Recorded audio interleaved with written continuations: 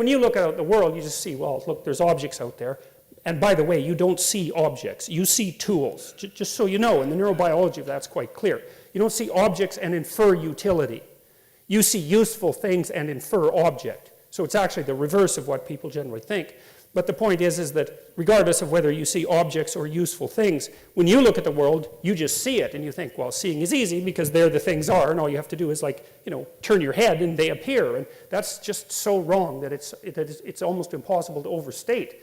Like the problem of perception is staggeringly difficult. And one of the primary reasons that we still don't really have autonomous robots, although we're a lot closer to it than we were in the 1960s, is because it turned out that you actually have to have a body. You have to have a body before you can think. And even more importantly, you have to have a body before you can see, because the act of seeing is actually the act of mapping the patterns of the world onto the patterns of the body.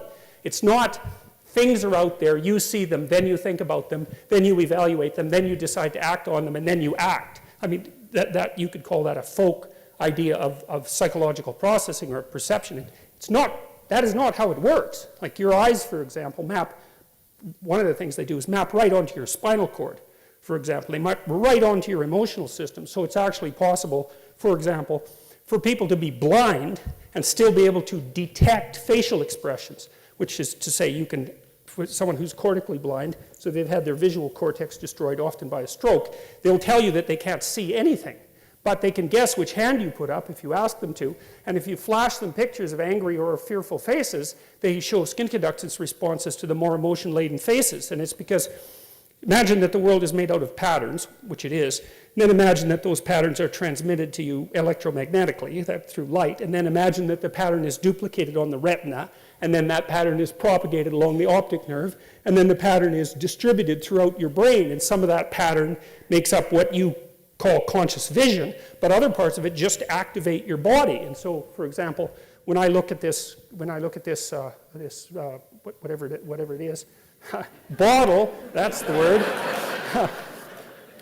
When I look at it, especially with intent in mind, as soon as I look at it, the pattern of the bottle activates the gripping mechanism of my hand, and part of the action of the act of perception is to adjust my bodily posture, including my hand grip, to be of the optimal size to pick that up. And it's not that I see the bottle and then think about how to move my hand. That's too slow. It's that I use my motor cortex to perceive the bottle, and that's actually somewhat independent of actually seeing the bottle as a conscious experience. So, anyways, the reason that I'm telling you all of that, and there's much more about that can be told. Rodney Brooks, he's someone to know about. He's a robotics engineer who worked in the 1990s, and he invented the Roomba, among many other things. So he's a real genius, that guy. And Brooks was one of the first people to really point out that to be able to have a machine that perceived well enough to work in the world, that you had to give it a body, and that the perception would actually be built from the body up rather than from the abstract cognitive perceptions down. And so, well, that turned out to be the case. And Brooks built all sorts of weird little machines in the 1990s that didn't even really have any central brain, but they could do things like run away from light. And so they could perceive light, but their perception was the act of running away from light. And so perception is very, very, very tightly tied to action in ways that people don't normally perceive. Anyways, that's all to say that you cannot perceive the world without being embodied.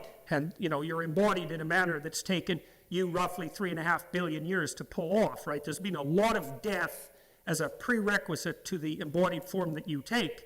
And so it's taken all that trial and error to produce something like you that can interact with the complexity of the world well enough to last the relatively paltry 80 or so years that you can last.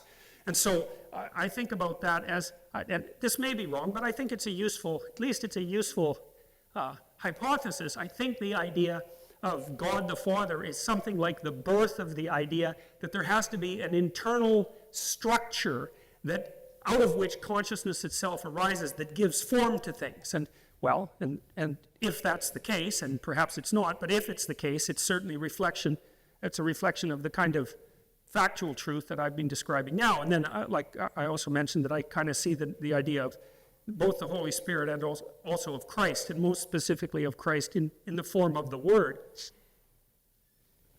as the active consciousness that that structure produces and uses, not only to formulate the world, because we formulate the world, at least the world that we experience, we formulate, but also to change and modify that world, because there's absolutely no doubt that we do that, partly with our bodies, which are optimally evolved to do that, which is why we have hands, unlike dolphins that have, very large brains like us, but can't really change the world. We're really adapted and evolved to change the world, and our speech is really an extension of our ability to use our hands. So the speech systems that we use are, very well-developed motor, very well-developed motor skill, and generally speaking, your dominant linguistic hemisphere is the same as your dominant hand, and people talk with their hands, like me, as you may have noticed, and we use sign language, and there's a tight relationship between the use of the hand and the use of language, and that's partly because language is a productive force, and the hand is part of what changes the world. And so all those things are tied together in a very, very complex way with this a priori structure and also with the embodied structure. And I also think that's part of the reason why classical Christianity puts such an emphasis not only on the divinity of the spirit, but also on the divinity of the body, which is a harder thing to grapple with. It's easier for people to think, if you think in religious terms at all, that you have some sort of transcendent spirit that's somehow detached from the body that might have some life after death, something like that. But the Christianity in particular really insists on the divinity of the body.